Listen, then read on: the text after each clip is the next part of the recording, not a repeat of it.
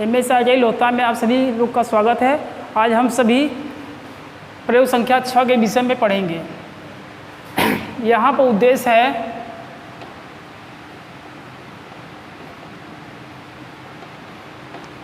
कि गुणीय के द्वारा मापना, मार्किंग, पंचिंग, हेक्साइंग तथा फाइलिंग का अभ्यास करना। इसमें दोस्तों पहले हम पढ़ेंगे आवश्यक उपकरण। आवश्यक उपकरण में वह उपकरण होता है जिसमें मतलब कि जब ऑपरेशन आप करेंगे तो उसमें सारे आपके टूल आते हैं। तो इसमें पहले पकड़ने की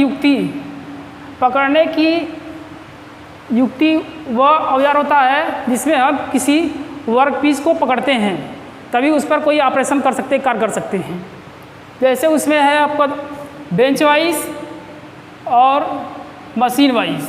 बेंच वाइज क्या है, इसे बेंचों पर फिट कर दिया जाता है। नट बोल्ट की सहायता इससे बेंचों पर फिट करते हैं और उसमें बेंच वाइज के कई पार्ट भी होते हैं, जैसे हैंडल हो गया, स्पिंडल हो गया और मूवेबल जा, फिक्स जा, स्टील जा, प्लेट, उसमें सभी पार्ट लगे होते हैं। जब भी हम हैंडल को घुमाते हैं तो हमारा जो मूवेबल जा है वो आगे पीछे करता है और उसके मूवेबल जा और फिक्स जा के बीच में जाब को पकड़ते हैं और हैंडल की सहायता से उसको लॉक कर दिया जाता है, तभी वो जाब को क्या करता है, पकड़ लेता है। तो दोस्तों, और दूसरा नंबर आपका आता है मार्किंग टूल। मार्किंग टूल क्या होता है कि जब हम किसी भी जाब को बनाते हैं तो सबसे पहले उस पर मार्किंग करते हैं। मार्किंग टूल आपके कौन कौन से आ जाएंगे, जैसे आपका steel rule 6 inch, try square आएंगे, scriber, surface plate, marking table आएंगे, डॉट पंच आएंगे, बॉल पिन हैमर आएंगे 250 ग्राम के और पंच आपके 125 mm के। तो दोस्तों यहाँ पर हम लोग 1 बाई 1 का कर इन टूलों के विषय में जानेंगे। जैसे ए है आपका स्टील रूल। स्टील रूल क्या है, इस पर इंचों और सेंटीमीटर के निशान बने रहते हैं और यह किस धातु को बना रहता है, स्टेनलेस स्टील धातु को बना रहता है। सेकेंड नंबर आता है बी ट्राई स्क्वायर।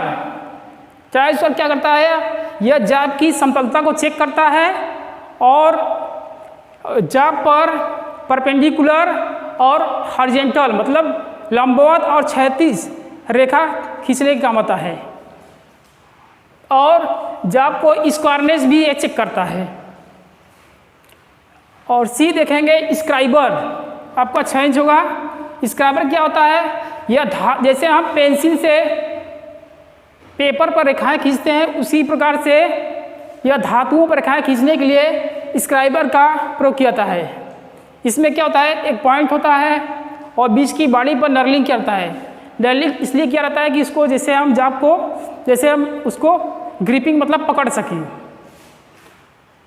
इसका पॉइंट जो होता है एकदम नुकीला होता है और इसका एक सिरा थोड़ा मुड़ा रहता है, इससे हम धातुओं पर रेखाएं खींचते हैं। डी यहाँ पर देखेंगे सरफेस प्लेट। सरफेस प्लेट वह मार्किंग टूल है जिस पर हम जाब की समतलता को चेक करते हैं कि जाब हमारा मतलब कि समतल है कि नहीं। यह सरफेस मतलब कि स्क्वायर या आयताकार बनाता है। इसमें 2 हैंडल लगता है बाइल स्टील के और इसे एक मतलब कि टेबल पर रख दिया जाता है। और अगला दोस्तों है मार्किंग टेबल। मार्किंग टेबल भी हुआ है, वह मार्किंग टूल्स है जिस पर मतलब हम मार्किंग टूलों की सहायता से उस पर मार्किंग करते हैं। अगला दोस्तों है डॉट पंच 125 mm। डॉट पंच हुआ है, इसका एक हेड होता है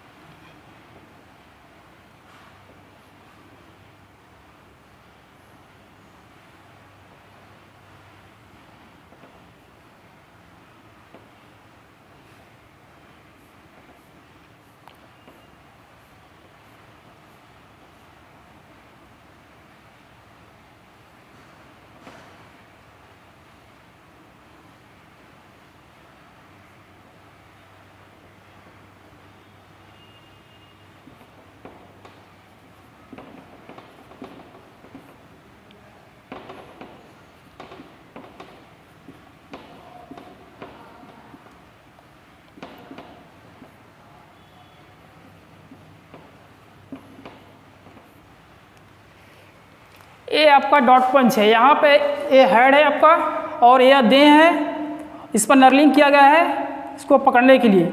यहाँ पर पॉइंट है। यह डॉट पंच जो होता है हाई कार्बन स्टील का बनता है। इस पर हम धातुओं पर पंचिंग करते हैं। बॉल पिन हैमर की सहायता से धातुओं पर पंचिंग किया जाता है कि वह मतलब कि स्क्राइबर से जो रेखाएँ खींचते हैं उस पर मतलब कि डॉट पंच से पंचिंग कर देंगे तो वह निशान आपका मिटेगा नहीं तो हेक्साइन करते समय, कटिंग करते समय मतलब कि वह क्या करेगा, वह मिट जाएगा निशान। अगला आपका है बॉल पिन हैमर 250 ग्राम का। मार्किंग करेंगे दोस्तों तो हम बॉल पिन हैमर का प्रयोग करेंगे, वो भी कितने का, 250 ग्राम का। जब भी डॉट पंच से पंचिंग करेंगे तो बॉल पिन हैमर का प्रयोग करेंगे। अगला दोस्तों है कटिंग औजार।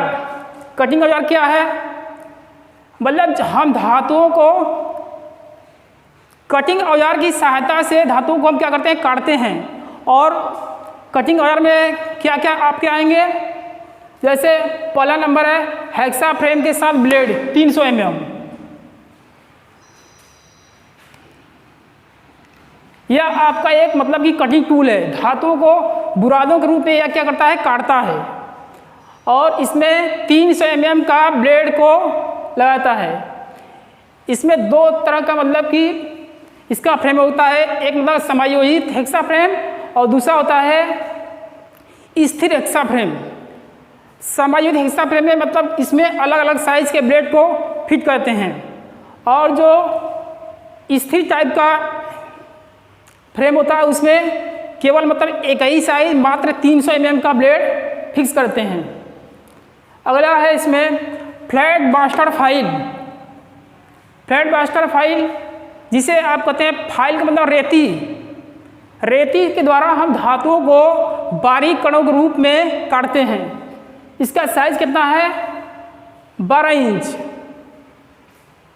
और यह किस धातु को बनाता है, हाई कार्बन स्टील का। इसके कौन कौन से भाग हैं, जैसे टैंग हो गया, हैंडल और टैंग, हैंडल, फेरूल, फेस हो गया, एज, टीप, ये सब फाइल के क्या है, भाग हैं। अगला आपका जैसे flat smooth file. Smooth file वह होता है जिससे मतलब धातुओं की फिनिशिंग किया जाता है। फ्लैट बास्टर फाइल चलाने के बाद हम धातुओं को फिनिशिंग करने के लिए, स्मूथ बनाने के लिए स्मूथ फाइल का यूज़ करते हैं, जिसका साइज है 6 इंच है।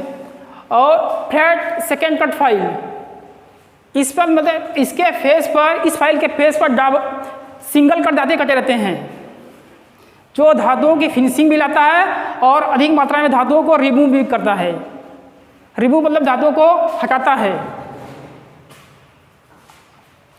अगला आप क्या आएंगे, मेजरिंग टूल। मापने वाले यंत्रों को हम कहते हैं मेजरिंग टूल। जब आपका कंप्लीट होता है तो हम जाब को मेजरिंग टूल की सहायता से उसको मापते हैं। जैसे वर्नियर कैलिपर। वर्नियर कैलिपर एक आपका है प्रिसीजन इंस्ट्रूमेंट है, सूक्ष्ममापी यंत्र है। इसकी सहायता से हम कंप्लीट जाब को मापने का काम करते हैं। इसका लीस्ट काउंट होता है 0.02 मिलीमीटर। उसके बाद आगे आपका नंबर आता है स्टील रूल। स्टील रूल आपका है 12 इंच। इससे भी धातुओं को हम काटने से पहले उसका माप लेते हैं।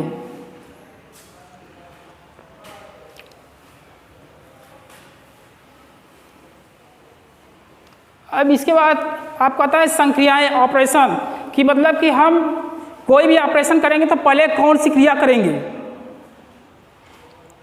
चलिए ऑपरेशन देखते हैं इसके बाद।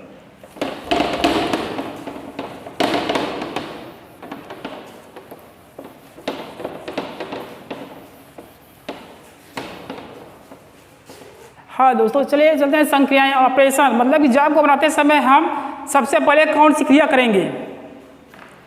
तो इसमें फर्स्ट नंबर है मेजरिंग। जाब को सबसे पहले बनाते समय में सबसे पहले हम मेजरिंग टूल की सहायता से जाब का पहले माप लेंगे। और मेजरिंग टूल हमारे कौन है, जैसे वर्नियर कैलिपर है, स्टील रूल है। तो स्टील रूल की सहायता से हम उस जाब की पहले मापेंगे कितना जाब को हमको काटना है। उसके बाद जाब को बनाने से पहले सबसे पहले हम करते हैं कि जाब को होल्ड करते हैं, पकड़ते हैं। तो उसको हम किस में पकड़ेंगे, बेंच वाइज में पकड़ेंगे जाब को। उसके बाद जाब को हम क्या करते हैं, होल्डिंग करेंगे, पकड़ेंगे बेंच वाइज में। थर्ड नंबर आता है आपका कटिंग, फिर उसको हेक्सा फ्रेम की सहायता से उसकी कटिंग करेंगे। उसके बाद आता है आपका लैपिंग, ब्लैक बोर्ड चाक की सहायता से उसको जाब पर लैप करेंगे, पानी थोड़ा सा मिलाकर उस पर लैप लगाता है और उसको सुखा लेना चाहिए। अगला था आपका मार्किंग, उसके बाद मार्किंग टूलों की सहायता से उस पर जाब की मार्किंग करेंगे। मार्किंग टूल कौन कौन से हैं, स्क्राइबर है, बॉल पिन हैमर, डॉट पंच है और कई प्रकार के टूल हैं जिससे जाब पर मार्किंग करेंगे। और फिर हेक्सा फ्रेम की सहायता से उसकी जाब की कटिंग करेंगे। बाद में उसके कटिंग करने के बाद स्मूथ फाइल की सहायता से उसकी फिनिशिंग करेंगे। उसके बाद बीच बीच में जाब को चेक करेंगे, ट्राई स्क्वायर की सहायता से उसको चेक करेंगे आपका जाब मतलब कि उसकी फ्लैटनेस सही है कि नहीं है, और उसका परपेंडिकुलर जाब को देखेंगे कि सीध में है कि नहीं है, और सरफेस प्लेट पर उसको समतलता उसकी चेक करेंगे। इसके बाद दोस्तों हम चलते हैं सावधानियाँ।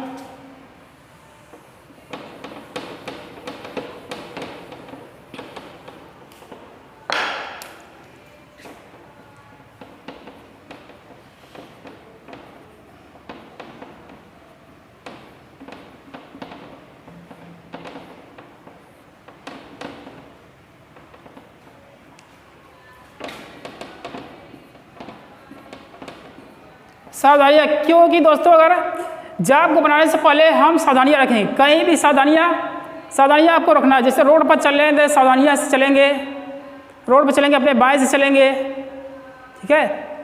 बिना सावधानियाँ के बिना हम कोई वर्कशॉप में काम नहीं कर सकते हैं। तो सावधानियाँ यह है दोस्तों कि हमको मतलब कि जो भी औजार हम प्रयोग करें वह आपका औजार सही होना चाहिए। जैसे कि टूटे हुए हैंडल का प्रयोग नहीं करना चाहिए, हेक्साइंग करते समय कूलेंट का प्रयोग करना चाहिए, और वर्कशॉप में अपने दोस्तों के साथ हंसी मजाक नहीं करना चाहिए, अपने कार्य पर ध्यान देना चाहिए। बहुत सारी सावधानियाँ हैं, उसको आप अपने किताब से पढ़ लीजिएगा। प्रयोग संख्या 6 फीटर प्रैक्टिकल के बुक से आप लोग अपने प्रैक्टिकल के बुक में लिख लेंगे। और ठीक है दोस्तों, आज के लिए इतना ही। कल अगले वीडियो लेकर हम फिर प्रस्तुत होंगे।